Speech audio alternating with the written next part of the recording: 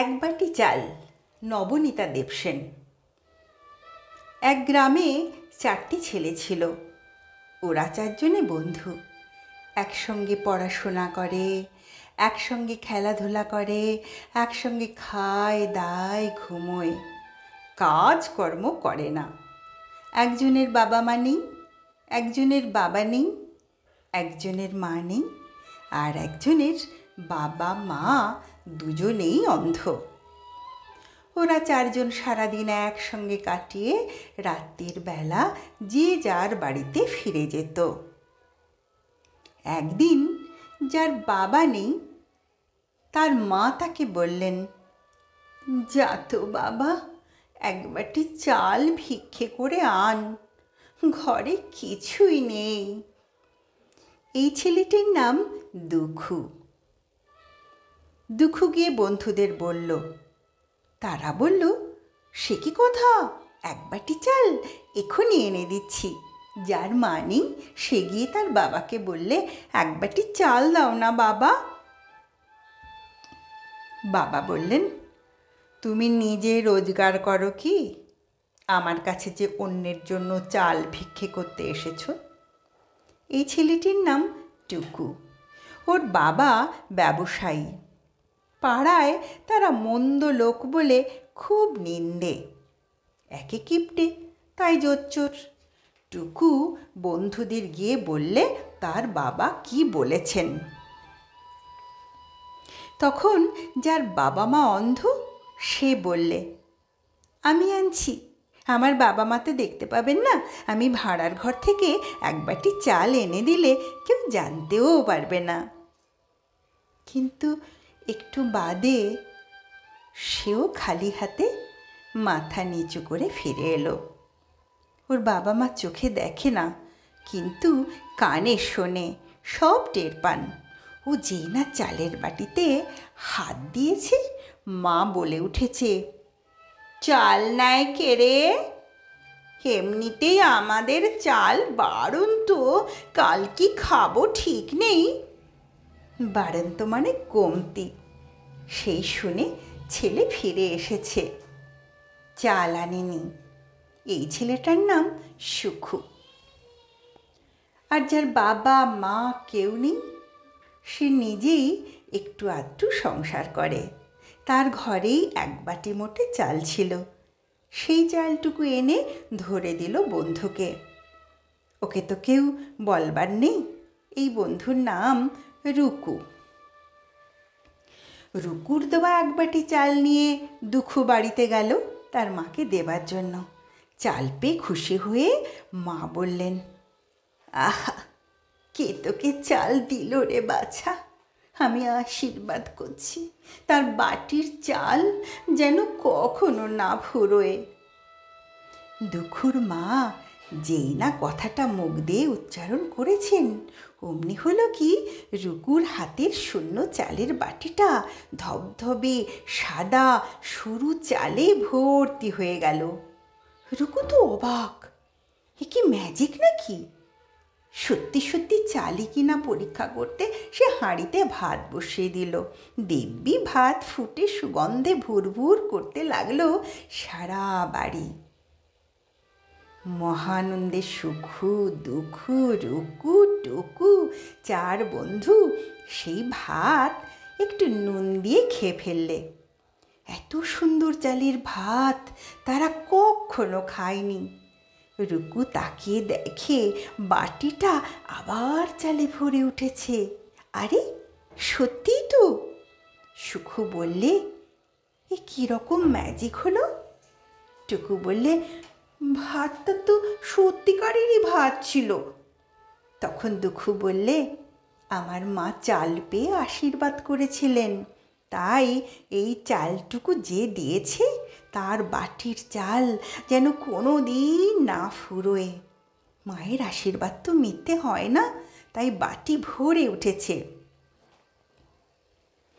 দুখুর কথাটি শুনে রুকু, সুখু, টুকু খুব অবাক হয়ে গেল বটে, কিন্তু তারা বুঝতে পারল ম্যাজিক নয়, মায়ের আশীর্বাদ। তখন রুকু বলল, ভাই সুখু, আমাদের তো চাল বাড়ন্ত, তোদেরও তো চাল বাড়ন্ত, কালকে ওরা কি খাবেন তা তোমার মা বাবা জানেন না। চলো তাদের এক বাটি চাল দিয়ে আসি। ব্যাস অমনি 4 বন্ধু চলল সুখুর বাড়ি। চাল পেয়ে সুখুর অন্ধ মা বাবার আনন্দ ধরে না, তারাও 2 হাত তুলে 4 বন্ধুকে আশীর্বাদ করলেন। তোমাদের বন্ধুত্ব চিরদিন এমনি থাকুক। টুকুর বণিক বাবাটি একটু কুটিল প্রকৃতির। তিনি এসব কথা শুনে ভাবলেন, ব্যাস তাহলে তো ওরা আর কেউ কাজকর্ম করবে না, কেবল ওই 1 বাটি চালেই পেট পুড়ে খাবে আর আড্ডা মেরে ঘুরে বেড়াবে। আমার এদিকে খেতে কাজ করবার লোক নেই, দেখতে হবে বাটির ব্যাপারটা কি। টুকুকে ডেকে টুকুর বাবা বললেন, শুনলুম তোমার বন্ধুর একটি চালের বাটি রয়েছে, সেটা ফুরোয় না। একদিন দেখিও তো বাটিটা, সত্যি মিথ্যে ব্যাপারটা কি? বাবা দেখতে চেয়েছেন শুনে টুকু গিয়ে রুকুর বাটিটা চেয়ে নিয়ে এলো। ওর বাবা প্রথমেই চালটা থালায় ঢেলে নিলেন। চোখের নিমেষে বাটি ভরে গেল। বাহ, সত্যি তো! ওর বাবার মাথায় দুর্বুদ্ধি এলো, ওই বাটিটা তার চাই। ওটা তো এইভাবে বস্তা বস্তা চাল সাপ্লাই করতে পারবে বিনামূল্যে। সেই চাল বেচে তার ব্যবসা ফুলে ফেঁপে উঠবে। টুকুর বাবা এই বাটির চালটাও ঢেলে নিলেন। তারপর বললেন, যাও তো টুকু, কুয়ো থেকে 1 গ্লাস ঠান্ডা জল নিয়ে এসো, আমার জন্য বড় তেষ্টা পেয়েছে। টুকু জল তুলতে গেল, ওর কিপটে জোচ্চোর বাবা তখন বাটিটা লুকিয়ে ফেললেন। তারপরেই চেঁচিয়ে উঠলেন, হা হা হা, ও এই যা গেল গেল গেল, চিলে ছো মেরে নিয়ে গেল, সর্বনাশ হয়েছে, ওরে গেল রে, হায় হায় হায়। শুনে টুকু দৌড়ে এসেছে জল নিয়ে। কি নিয়ে গেল বাবা, চিলে ছো মেরে? তুমি কিছু খাচ্ছিলে বুঝি? আহা, ঠোকর মারিনি তো আঙুলে? দুষ্টু বাবা ইতিমধ্যে আঙুলে ছোট্ট একটা ফুটো করে 1 ফোঁটা রক্ত বের করে 2 হাতে মাথা চাপড়ে কাঁদছেন। হায় হায় হায়, রুকু সুকু টুকু দুখু কতটুকু বা খায়, ওদের সাথে চালের বাটি চিলে নিয়ে যায়। তারপরে সাপ দিলেন, চিলের পর তো সর্বনাশ হবে, না দেখি উপায় তো সর্বনাশ হবে। টুকু রুকু তো শুনে অবাক, চিলে চালের বাটি নেয়? সুখু দুঃখু তো শুনে থ। টুকু বললে, চিলটা কোন দিকে গেল বাবা? চোখের পলক না ফেলতেই সে আকাশে উড়ে মিলিয়ে গেল মেঘের আড়ালে। টুকুর বাবা বললেন, সে কি আর দেখা দিয়েছে বাবা, হায় হায় হায়। টুকুর বাবার কথা শুনে বিরক্ত হলেও রুকু বললে, ঠিক আছে, কপালে থাকলে আবার পাবো, না থাকলে চলেই গেছে, আগেও তো ছিল না, মায়ের আশীর্বাদে এসেছিল। আমরা খেটে খুঁটে এবার অন্ন জোগাড় করব। আমরা 4 বন্ধু যতদিন একসাথে আছি আমাদের কোনো অভাব হবে না। এদিকে টুকুর বাবার চালের ব্যবসা ফুলে ফেঁপে উঠল। টুকু রুকু সুকু দুখুকে তিনি প্রায়ই দিন মজুরি দিয়ে বস্তা বস্তা চাল জাহাজে পাঠান।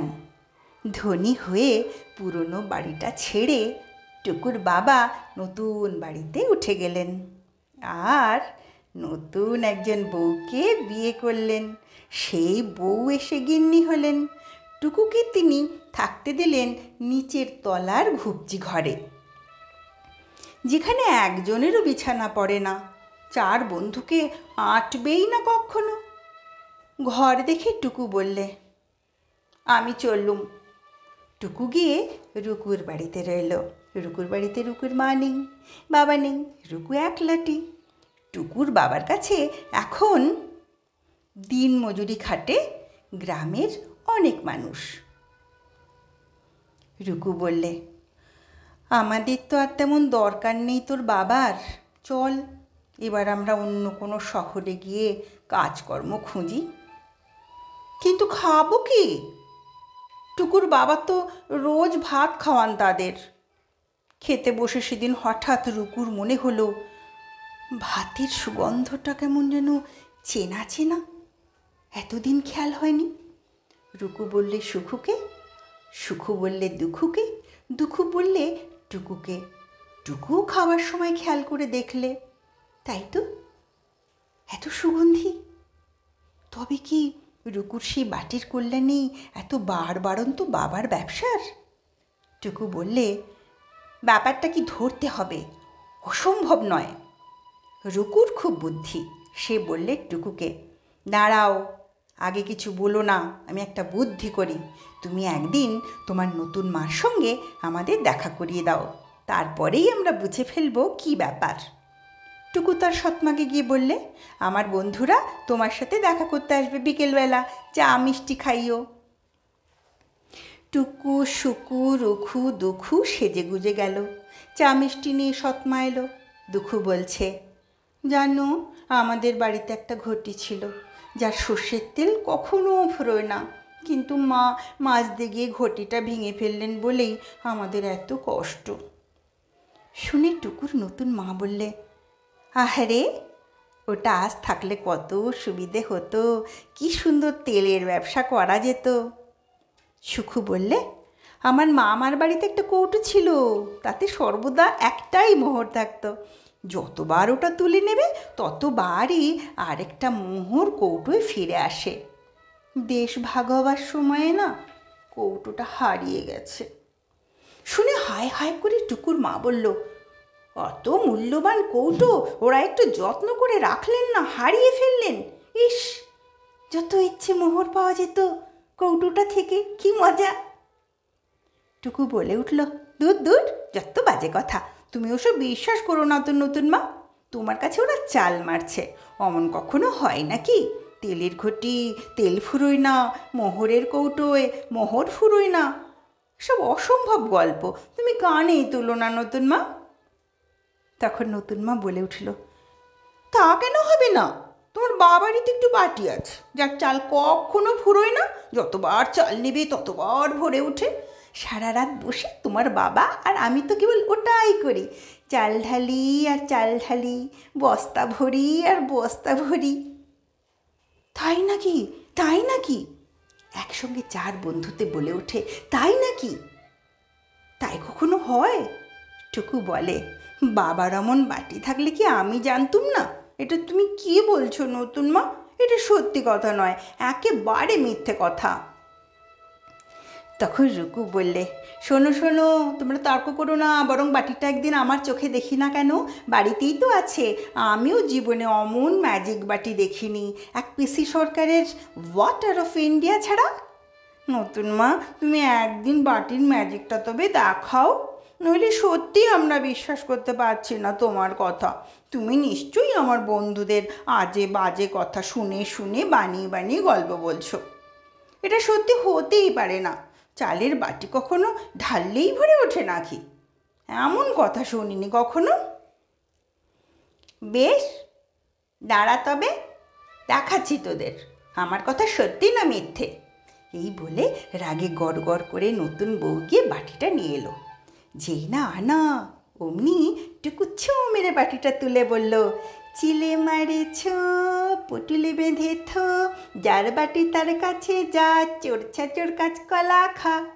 নতুন বউ কিছু বুঝে উঠবার আগেই চার বন্ধু চলে গেল চালের বাটিটা ফেরত নিয়ে। চলে গেল মানে সে রাজ্য ছেড়েই চলে গেল, দূরে, অন্য দেশে, অন্য কাজের সন্ধানে। এখন তাদের কাজকর্ম করার অভ্যাস হয়ে গিয়েছে, যেখানেই যাক খেটে খাবে, আর ভাতের তো ভাবনা নেই। চার বন্ধু একসাথ, ভালোবাসলেই বাজিমাত।